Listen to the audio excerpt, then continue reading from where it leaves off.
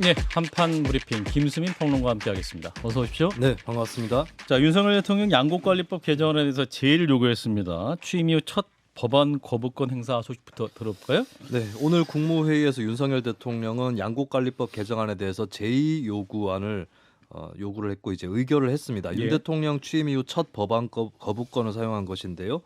참고로 양곡관리법 개정안은 쌀 수요 대비 초과 생산량이 3 내지 5%거나 쌀값이 전년 대비 5 내지 8% 하락할 때 정부가 초과 생산량을 전량 매입해서 쌀값을 안정시키고 단 재배 면적 증가분을 예외로 한다라는 내용을 담고 있습니다. 예. 윤 대통령은 모두 발언에서 농업인과 농촌 발전에도 전혀 도움이 되지 않는 전형적인 포퓰리즘 법안이라고 밝히면서 쌀 생산이 과잉되면 쌀의 시장 가격을 떨어뜨리고 농가 소득을 불안정하게 만들 것이다라고 주장을 했습니다.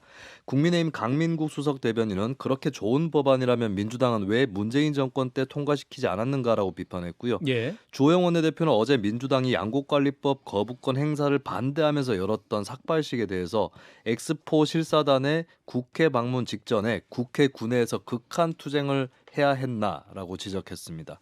예. 지금 뭐 야당 반응은 지금 말씀하시는 삭발식까지 나오면서 굉장히 격앙된 분위기인데 구체적으로 좀 전해 주시면. 네, 민주당은 윤 대통령이 민의를 거슬렀다라고 하면서 오전 용산 대통령실 앞에서 기자회견을 가졌습니다. 농민들을 배신한 정황근 농림축산식품부 장관에 대해서 이 모든 일에 대한 책임을 지라고 사퇴를 요구했고요. 박홍근 원내대표는 헌법과 법률에 따른 절차를 밟을 것이라고 밝히면서 국회에서 재의결하겠다는 입장을 피력했습니다. 예. 출석 의원 3분의 2가 찬성해야 재의결이 되는데요. 김진표 의장이 다시 상정을 할지 언제쯤 상정을 할지가 관건으로 남아 있습니다. 정의당 이정미 대표는 대통령의 거부권 행사에 대해 식량 안보의 포기, 거부권 정치, 민주주의의 기본 정신을 파괴한다는 표현을 쓰면서 비판했고요. 예. 오늘 대정부 질문에서도 양곡관리법은 화제가 됐습니다. 신정훈 더불어민주당 의원은 쌀 농업에 대해 선진국에 걸맞는 정부의 의무를 다하는 게 정당한 도리가 아니냐라고 질의를 했고요. 한덕수 국무총리는 강제 매수 제도가 매년 작동하면 농지 면적을 줄여야 할 아무런 인센티브가 없다라고 답했습니다. 예. 신종훈 의원은 삭발 투쟁을 하신 분이죠. 네, 그렇습니다. 자, 양곡관리법 개정안 끝까지 지금 정부 여당과 야당 입장 좁혀지지 않았고 또 대통령의 거부권 행사까지 했어. 이거 어떻게 보시는지 진 작가님. 저는 지금 민주당하고 정의당이 약간 이렇게 상투적이라고 해야 되나요? 아. 이런 것들을 대하는 태도가 너무 과거의 그 틀 있지 않습니까? 식량 안보 이틀. 그렇죠. 그런 틀, 식량 안보랑 사실 관계도 없거든요. 이거는. 그러니까 그런 틀에서 자꾸 움직이는 것 같아서 이게 과연 올바른 길일까 좀 따져 묻고 싶거든요. 제가 볼 때니까 파퓰리즘이에요. 일단 농민표를 겨냥한 거고 예. 두 번째는 뭐냐면 대통령이 거부하면 봐라 서민을 저버린 대통령 이런 프레임 전략이거든요. 이 정책인가? 이 과연 이게 올바른 정책인가? 솔직히 말하면 쌀의 소비량이 줄고 있거든요. 그건 의미하는 바는 뭐냐면 쌀이 과거에는 우리의 주식이었는데 그 중요성이 떨어지는 거고 사람들이 다변화되는 겁니다. 밀가루도 많이 먹고 그다음에 채소부터 뭐 여러 가지 그러니까 식단 자체가 고급화돼서 어쩔 수 없이 벌어지는 현상이거든요. 앞으로 예. 줄어들 거라는 겁니다. 그렇다고 한다면 저 경작제를 갖다 줄여야 되거든요. 그럼 인센티브를 주면 안 되죠. 인센티브를 주면 안 되고 다른 그 경작하면 안 되게 만들어야 되는 거 아닙니까? 전환하게 시장에 다른 맡겨야 작물로. 되는. 그래서 그걸 전환을 도와주는데 돈을 쓴다라든지 그다음에 첨단화 농경을 갖다가 첨단화한다라든지 아니면 특화한다라든지 이런 것을 하는데 농민한테 돈을 쓴다라고 하면 이게 되는데 이게 아니라 그냥 그대로 가버리거든요. 라고 한다면 결국은 농장 경작지는 안 줄죠. 그렇게 사들인 쌀은 어떻게 됩니까? 그냥 썩는 거잖아요. 결국은 썩어서 버리는데 다 쌀을 썩기 위해서 나라 돈을 쓴다는 게 과연 이게 합리적인 정책이냐? 라고 한다면 어떻게 해야 되냐? 우리가 이런 정책을 하겠다면 여당에서 그게 아니라 이런 방향이 더 좋지 않느냐? 우리가 농민한테 돈을 쓰는 게 아까운 게 아니다. 라고 하면서 그 돈을 차라리 이렇게 쓰자라고 하면 둘이 합의가 돼서 나아가면 이렇게 무리한 입법을 할 이유도 없고 대통령 거부권 행사할 이유도 없거든요. 그래서 지금 이게 벌어지는 게 사실 한국에서 정치가 작동하지 않는 것에 대한 사회적 비용을 우리가 값비싸게 치르고 있는 거라고 봅니다. 김 소장님 어떤 의견이세요? 사실 이게 변동직불제로 있던 걸 공익직불제로 문재인 정부 들어서면서 바꿨는데 여기에 이제 지원할 수 있다라는 조항을 지원한다로 바꾸는 문제인 것인데 이것이 이제 어떤 점에서 봤을 때는 시장 경제에 맡겨 놓아야지 이걸 이렇게 풀어 놓으면 되느냐라고 하겠지만 사실 시장 경제에 맡겨 놓을 것 같으면 외국 같은 경우는 지금 우리나라가 생산하고 있는 소위 말하는 칼로스라는 품종 같은 경우 대략 한 10분의 1 정도 가격에 생산할 수 있거든요. 그럼 우리나라 논이 갖고 있는 저수부터 시작해서 농사, 특히 논농사가 갖고 있는 여러 가지 의미를 고려했을 때 지금 농촌 경제 자체를 붕괴시키고 갈 것이냐 여기에 대해서 결정해야 되는 단계라고 봅니다.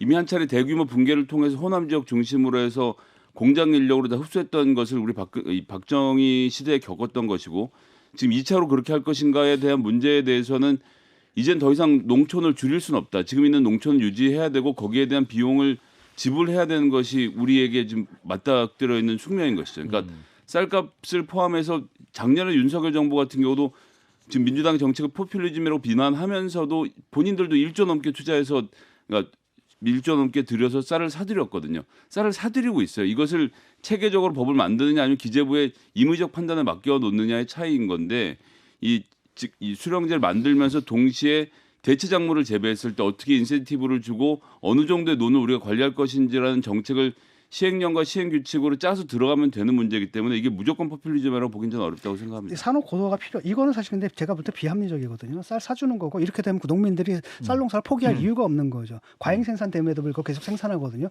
근데 쌀만큼 안정적인 또 재배 작목이 없잖아요. 예. 거기에 머물게 되는데 과연 나라 돈 들여가지고 쌀을 사들여서 그걸 썩히는 게 합리적이냐? 저는 절대 합리적이지 않다고 봐요. 그 다음에 아까도 얘기했듯이 농민을 위한 길도 아니고 농민들은 영원히 그럼 정부한테 손 벌리는 존재가 돼버리거든요.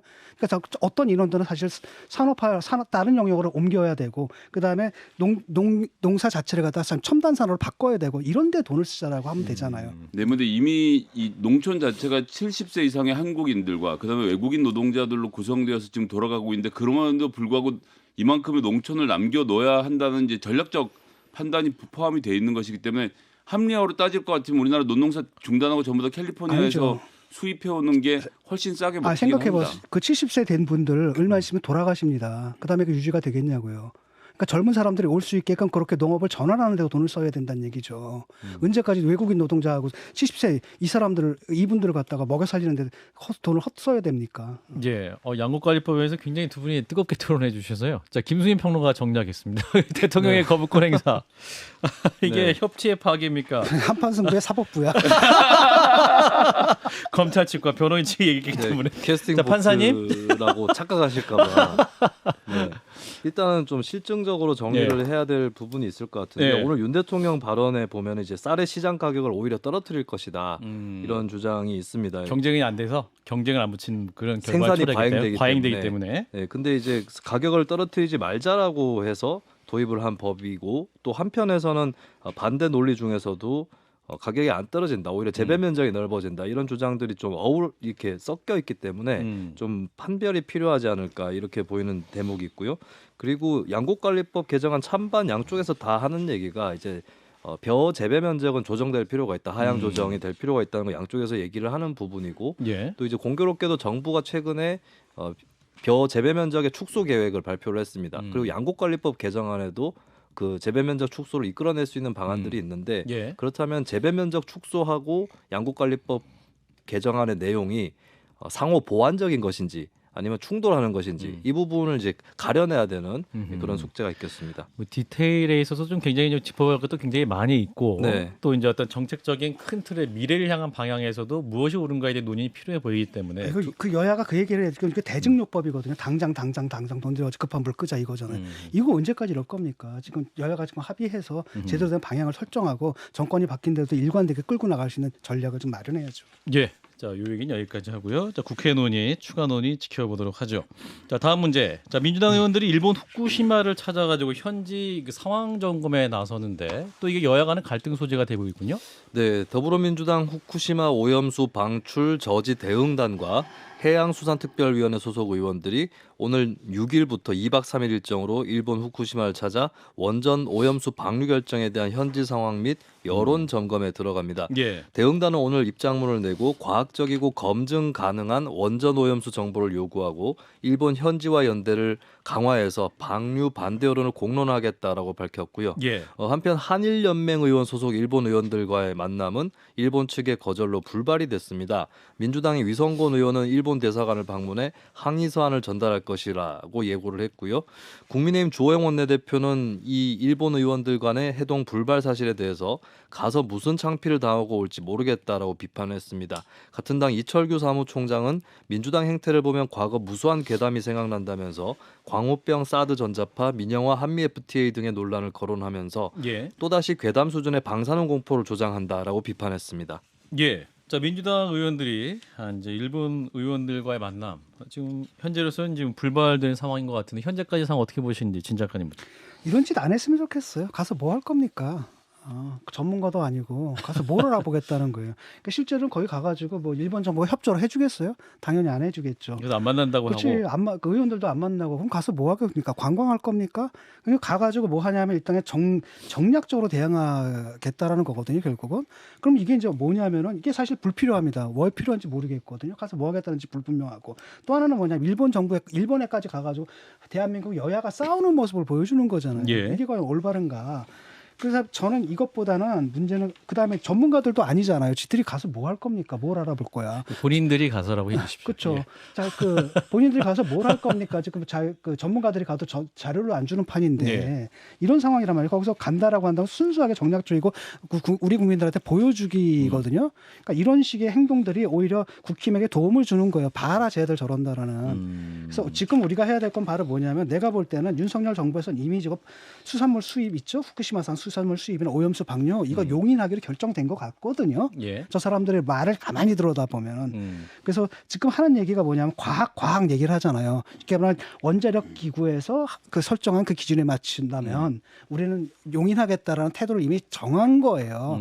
라고 한다면 그것을 막기 위해서 지금 어떤 수를 먼저 둬야 되는지 이런 쪽으로 고민을 해야지. 아니, 국회 앞에서 막 머리 깎고 앉아가지고 일본 찾아가고 이런 낡은 방식으로 대응하면은 그런 수를 고민해서 이렇게 하는 거 아닐까요, 민주당 의원들이? 그래서 아니 그런 수가 없잖아요 지금. 알겠습니다. 그러니까 이게 뭐야? 가서 오히려 국힘만 좋아하거든요. 쟤들 봐라. 국힘만 좋아한다. 그렇죠. 이게 일본 같은 경우는 여야가 좀 똘똘 뭉쳐가지고 대응을 하는데 우리는 깔라져가지고 일본까지 가서 그게 뭐 하는 망신입니까? 김 소장님. 일단 저도 뭐 민주당이 지금 가서 뭘 할 수 있을까라는 약간 회의가 있긴 한데요. 진중권 작가님 저렇게까지 말씀하시니까 좀 방어를 해드리긴 해야 되겠는데 일단 위성권 의원 같은 경우는 방어 안 해도 돼. 필요해요. 왜냐하면 누가 가신지 모르고 막 말씀을 함부로 하셔갖고 위성권 의원 같은 경우 이제 제주도가 지역구이고 지역 주민들 어민들에겐 가장 직접적인 피해가 오는 부분이기 때문에 현장 파악을 할 필요가 있다고 생각하고 있고 왜 전문가도 안 가는데 거길 따라가느냐고 하지만 양이원영 의원 같은 경우 이제 환경 문제 방사능 문제에서 전문가이고 이전에도 이미 이 후쿠시마와 관련돼서 일본을 여러 차례 찾은 적이 있기 때문에 예. 현재 있는 시민단체 연대가 가능하다는 점은 짚어놓고요. 잘 될지는 모르겠는 얘기는 별도로 하고요. 그다음에 저는 이철규 사무총장의 이 발언 굉장히 위험하다고 생각하는데 지금 괴담 수준의 방사능 공포를 조장한다라고 했는데 저희가 한판 승부 같은 경우에 지난주에 서울대 교수님 모셔놓고 괴담 수준의 방사능 공포를 조성한 건 아니지 않습니까? 현존하는 위협이라는 것이 증명이 되고 있는데 예. 그러니까 뭐 윤석열 정부가 깔끔하게 이 문제는 해결할 수 있을 것 같아요. 우리가 파견하는 과학자를 통해서 우리가 만족할 만한 수준의 검증을 하면 모르겠지. 그렇지 않으면 무조건 방류 반대라는 입장을 정부가 천명하면 되는데 그 부분에서 진 작가님 말씀처럼 안 할 것 같습니다. 야당에서 말이죠. 정부에게 그런 일을 하라고 압력을 가해야 돼요. 그건 매일 가하고 있지 않습니까? 그러니까 계속 가해라는 거죠. 네. 그러니까 또 하나는 논리를 마련해야 되거든요. 예. 방사능 수준의 뭐랄까 뭐 괴담, 방사능 괴담 뭐 이랬을 때 특히 이제 광우병 문제라든지 이런 부분에서 저희들이 국민들을 설득하는 모종의 논리가 있거든요. 내가 볼 때 말이 안 되는 논리인데 문제가 많은 논리인데 그걸 제대로 방어를 못 하고 있어요. 그런 쪽으로 머리를 써야지. 몸만 가가지고 뭐 보여주게 하고 가서 망신만 당하고 뭐 하는 짓인지 모르겠어요. 광우병 얘기하니까 지금 광우병을 일으켰던 그 소위 말하는 소나 해슴류에 들어가 있는 이 사료를 미국이 다시 우리나라한테 안전성이 입증됐다고 수입하라고 지금 강요하고 있는데 한국이 따라가고 있다는 뉴스가 좀 생각이 그러니까 나네요. 문제의 핵심은 뭐냐면 이 정부에서 미국 정부의 입장 또 일본 정부의 입장을 대변한다라는 겁니다. 우리 국민의 입장을 대변하는 거. 그러니까 그게 얼마나 위험한지 안 위험한지가 아니라 당신이 한국 정부인데 왜 국민의 생명보다는 다른 정부의 입장을 더 옹호하는 이게 비판의 포인트가 돼야 되거든요. 네, 받아 적어 놓겠습니다. 자, 김수현 평론가. 자, 소용없는 일본행이 될까요? 뭐 일본의 정치권을 만나기 어렵다면은 예. 김성애 소장 말씀대로 뭐 시민사회하고의 접촉, 연대 이런 것은 좀 추구를 해볼 만하지 않나. 뭐 이제 남은 방법이 그런 것이고요. 근데 이제 민주당의 방문 여부를 떠나서 예. 일본 내의 여론이 좀 심상치 않은 측면이 있다는 거는 같이 말씀을 드려봐야 될 것 같습니다. 일본 원자력 문화재단이 지난해 9월, 10월 일본 전국 15 내지 79세 시민 1,200명 대상으로 설문조사를 했는데요.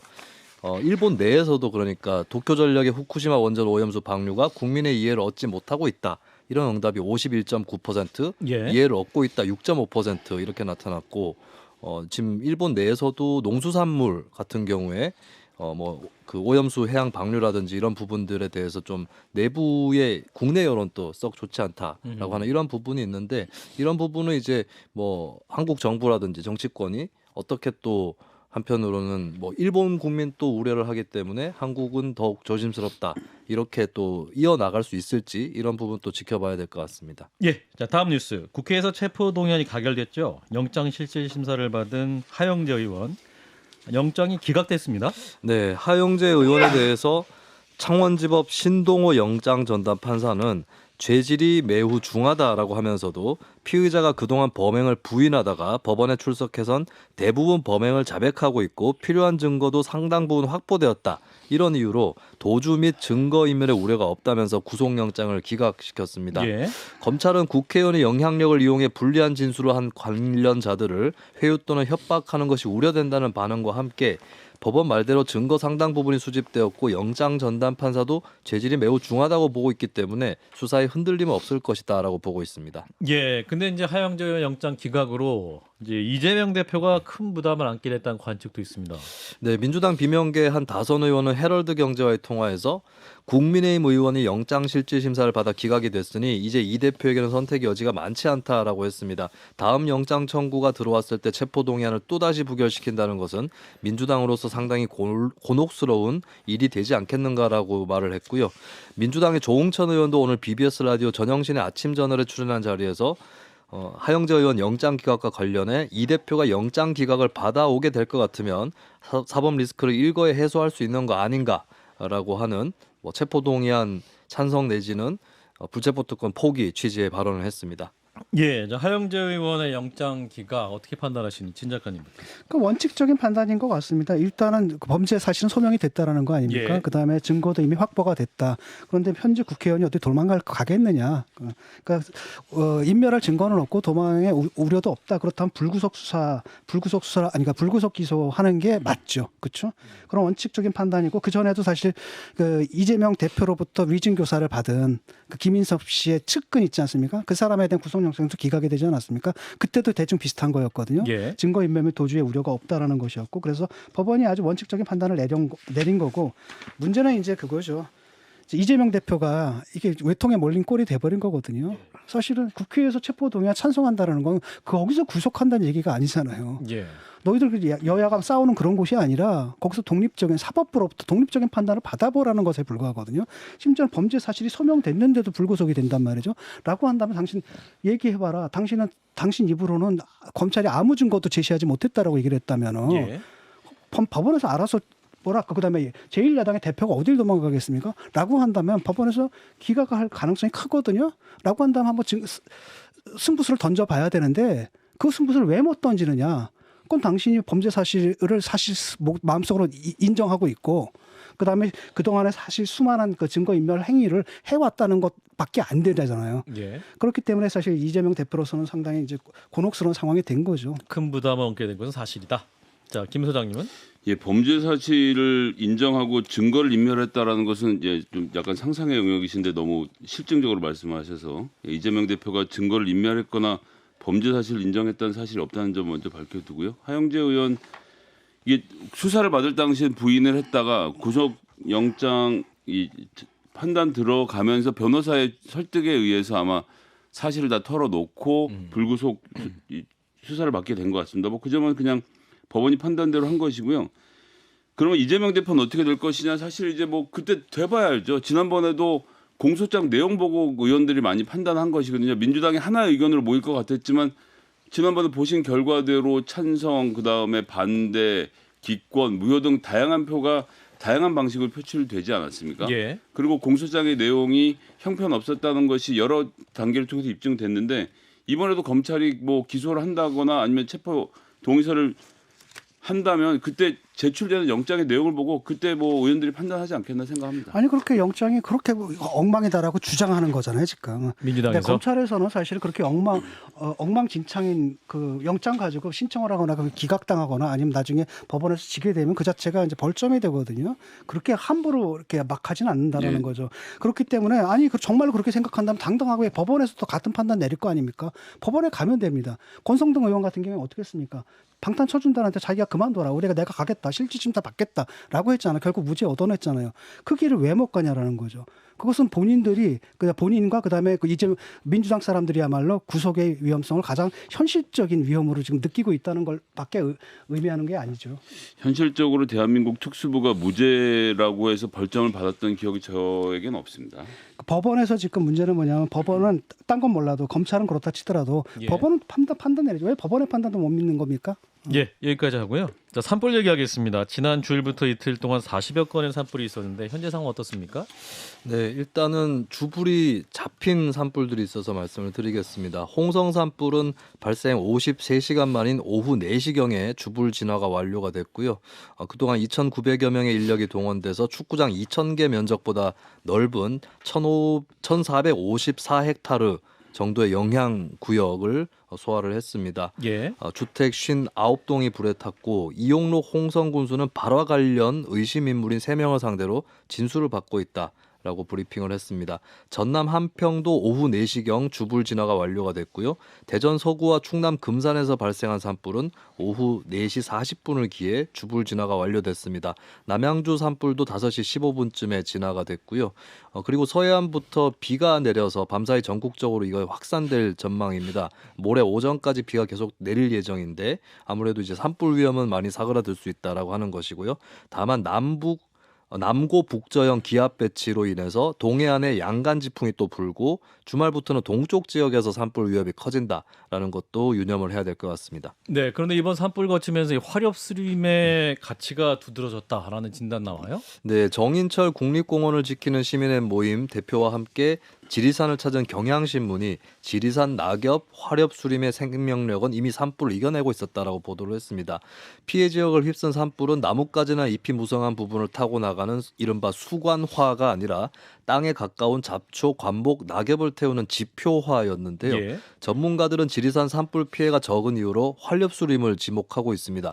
활렵수들은 아래쪽 껍질만 그을렸고 피해 지역 능선부의 소나무들은 반면에 불에 탄 모습이었는데요. 활렵수는 다량의 물을 품어 물기둥과 다름없다라는 평가도 나오고 있습니다.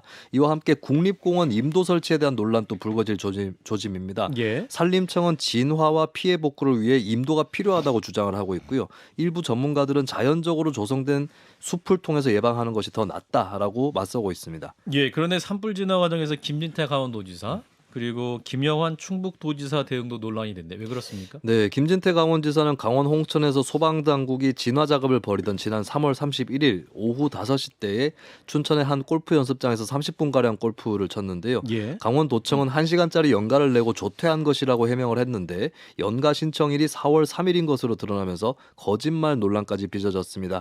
결국 김진태 지사는 심려를 끼쳐 죄송하다라고 사과를 했습니다. 김영환 충북지사도 충북 제천에서 산불이 났던 지난 3월 30일 충주 시내 주점에서 민간단체와의 간담회에 참석하고 있었는데요. 예. 충북도청은 김 지사가 술은 마시지 않았다라고 해명을 했습니다. 그런데 4월 3일 충북도청에서 기자들과 만난 김 지사가 진화 작업에 방해가 될 수 있어 산불 현장에 가는 것이 꼭 바람직하진 않았다라고 말해서 논란이 일었습니다. 예, 뭐 산불 대응 그 수습 과정에서 또 논란이 좀 있었네요. 자, 진 작가님부터 논평 들어볼까요? 예, 이분들 지금 참 팔자가 참 좋으세요.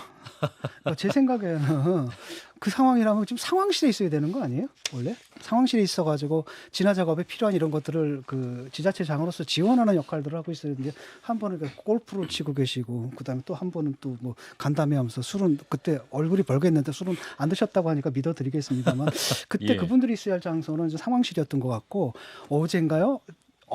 그 집에 있는데 헬기 소방 헬기가 계속 날아가는데 저는 처음에 전쟁 난 줄 알았거든요. 인왕산. 난리가 났더라고요. 그래서 그걸 보면서 그런 상황인데 이분들이 그 과연 이제 지자체장으로서 자기 책임 의식이 있는가 이런 생각이 들어요. 적절하지 못했다. 네. 김 소장님. 행사장 가다 행사 끝나고 도청 돌아가는 길에 골프장에 들려서 연습 골프 치는 이 1시간 연가. 예, 저녁이 있는 삶. 이게 불이 났으니까 걸린 거잖아요, 사실은. 예. 예, 이거 평소 같으면 알 수 없었을 텐데 그 당시에 목격한 누군가가 문제를 삼으면서 이게 좀 문제가 됐던 예. 것이고 김영환 도지사도 마찬가지고요. 이게 일상적으로 벌어지고 있는 일인데 산불이 어우러져서 이번 일이 드러났는데 공직기강 하는데 이런 분들은 정말 업무 시간 좀 이러지 않아야 된다라고 생각을 하고요. 또 이 중간에 변명하는 걸 보면요. 산불 잡는 건 기초자치단체장의 업무이기 때문에 광역자치단체장은 우리가 할 일이 아니다라는 투의 변명들을 하시는데 지금 가물어서 어느 지역에서 사고가 나서 산불이 나는 게 아니라 가뭄 때문에 여기저기서 불이 나고 있는 상황 같으면 이걸 조율하는 업무는 광역에게 있는 거 아니겠습니까? 이런 기간만이라도 좀 놀고 싶을 때는 좀 잠깐 참으면 안 되는지 참 안타깝습니다. 예. 역시 정리는 김수민 평론가께서 자 지사들의 어떤 대응도 논란이 있습니다만 정책적으로도 좀 참고받을 게 있을 것 같습니다. 네, 이런 산불이 뭐 가끔 가다가 일어나는 건 아니지 않습니까? 그렇죠. 뭐 전국적으로도 일어나고 또 해마다 특히 이렇게 비가 안 건조한, 올 때, 건조할 그런 때. 계절에는 많이 나는 것이기 때문에 거기엔 좀 어느 정도 맞춰서 상시적인 대비가 기본적으로 필요하다고 봐야 될 것 같고요. 예. 정책적인 숙련도 그와 함께 이루어져야 되는 것이고 오히려 이제 지방 정치 경험이 있는 이런 지방자치단체장들이 그런 처음에 이제 소식을 조금 늦게 접한다거나 뭐 어떤 모임에서 접한다거나 이럴 수는 있는데요. 그때 접했을 때 어떻게 움직여야 되는지 이런 부분들도 좀 몸에 익어 있어야 된다라고 하는 것이고 문제를 일으킨 단체장들 같은 경우 또 국회의원도 했던 분들이잖아요. 여러 차례 했던 그런 예. 정치인들이기 때문에 주민들 입장에서도 이러면 관료 출신 정치인보다 정치인 출신 단체장이 별로인 거 아니냐 이런 평가가 나오면 안 된다 이 말씀 좀 드리고 싶습니다. 네. 자 오늘은 여기까지 김수민 평론가였습니다. 고맙습니다. 네, 감사합니다. 좋아요. 구독. 알림 설정.